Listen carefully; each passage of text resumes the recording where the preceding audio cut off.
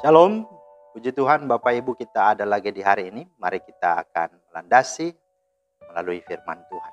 Kita berdoa. Bapa di sorga, terima kasih buat hari ini kembali kami ada lagi. Setelah kami melewati malam yang panjang dan kami boleh hidup dan ada untuk boleh mengisi hari ini lagi bersama dengan Tuhan. Karena itu kami butuh firman-Mu.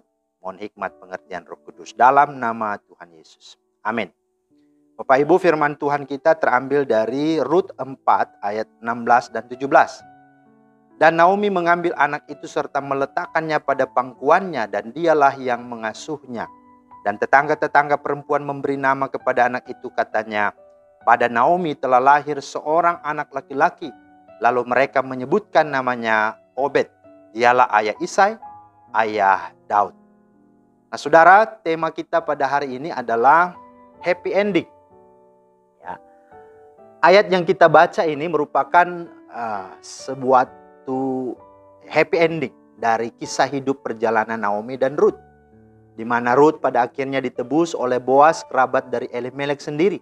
Sehingga Rut layak untuk dinikahi Boas, dan oleh anugerah Tuhan mereka dikaruniai anak yang bernama Obed, yang kelak menjadi ayah Isai, dan Isai sendiri pun akhirnya menjadi ayah dari seorang raja Israel yang terkenal yang bernama Daud, yang menjadi jalan lahirnya Sang Mesias, Juru Selamat dunia, Tuhan Yesus Kristus.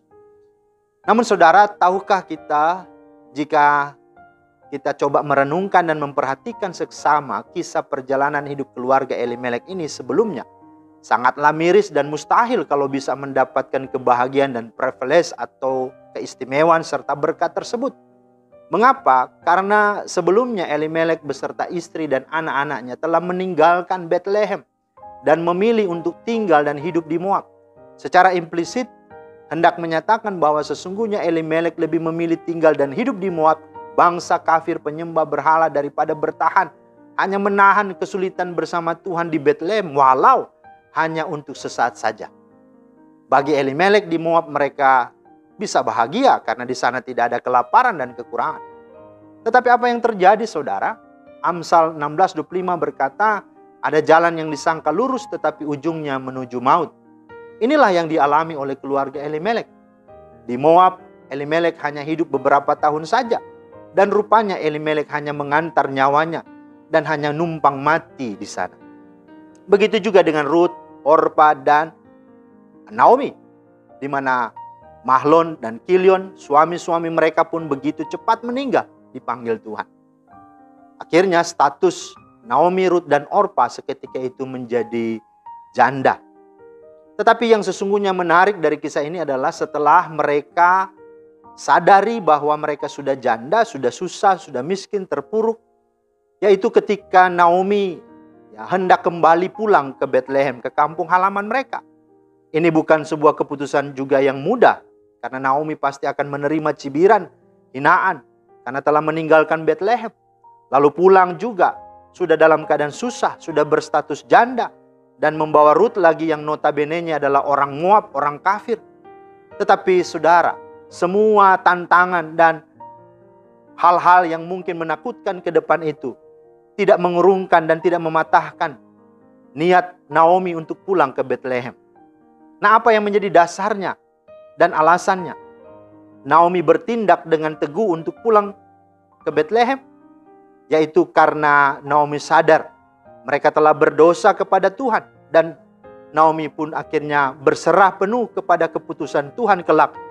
Apa yang Tuhan mau dalam hidup Naomi.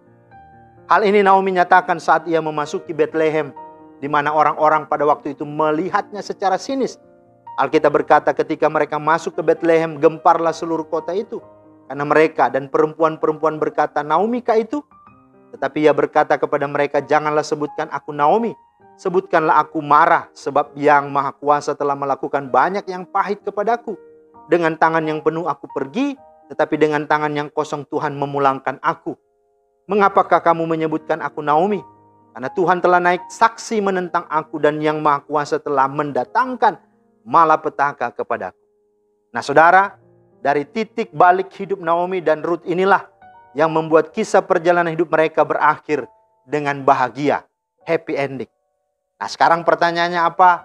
Pelajaran yang kita bisa petik dan timba dari ini. Yang pertama, kita harus akui bahwa kita tidak pernah tahu tentang masa depan kita.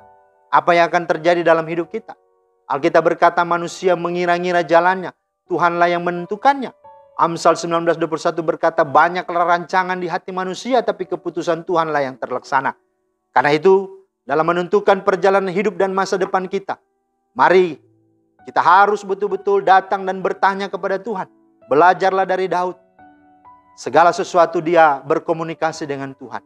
Kita harus percaya dan mempercayakan hidup kita dan andalkan dia. Sehingga kita tahu memutuskan dengan benar, memutuskan dengan baik dan tepat. Yang kedua, apabila suatu waktu terjadi persoalan dan masalah karena akibat dari keputusan-keputusan kita yang salah dan tidak tepat, maka segeralah ambil langkah untuk bertobat, berbalik, mengakui dosa kita kepada Tuhan. Sekalipun konsekuensi dan resikonya bisa saja berat, sebagaimana keputusan Naomi. Sebab Tuhan setia menanti orang yang berdosa itu kembali kepadanya. Bahkan dia sendiri akan terus mencari mereka yang tersesat. Sebagaimana Lukas 19 ayat 10 berkata, Anak manusia datang untuk mencari dan menyelamatkan yang hilang. Dan yang ketiga, move on lah dari kegagalan. Mari kita bangkit, kita bangun, kita berbuat sesuatu yang terbaik. Bangkit dari kegagalan, kesusahan, dan kedukaan kita untuk menata hidup baru, menjalani hidup yang ada sekarang ini dengan optimis, dengan positif, dengan kerja-kerja kreatif dan produktif sebagaimana Rut. Sehingga dengan semua yang engkau lakukan itu, Tuhan turut bekerja mendatangkan kebaikan bagi hidupmu. Sebagaimana kisah kehidupan Rut. Dia mau taat melakukan apa yang Naomi suruhkan kepadanya. Dia rajin memetik bulir gandum. Dia bersosialisasi dengan banyak orang. Dia tidak malu. Dia menjadi wanita yang bijaksana, diterima, disukai. Dia kreatif, punya sopan santun. Bahkan dia setia kepada Naomi, kepada keluarganya. Dan dia takut akan Tuhan. Dan di mana akhir hidup mereka, Naomi dan Rut pun akhirnya memetik buahnya. Mereka sungguh-sungguh mengalami apa yang disebut dengan happy ending. Rut akhirnya dinikahi oleh Boaz dan mereka akhirnya mendapatkan anak yang sungguh luar biasa, yang daripadanya lahirlah Raja Daud, dan itulah lahir keturunan Mesias Juru Selamat kita. Mari, kalau engkau ingin sungguh-sungguh hidupmu mengalami kebahagiaan, mari kita belajar dari kisah Naomi dan Rut ini. Tuhan Yesus kiranya memberkati. Amin. Terima kasih Tuhan atas firman-Mu. Teraikanlah dalam hidup kami. Kisah ini menjadi sebuah inspirasi bagi kami. Untuk tetap tidak menyerah dalam segala keadaan. Tetapi percaya ketika kami kembali berbalik kepada Tuhan, ada hal-hal yang luar biasa. Tuhan ubah dan Tuhan buat segalanya indah. Demi nama Yesus kami berdoa. Amin. Demikianlah firman Tuhan hari ini.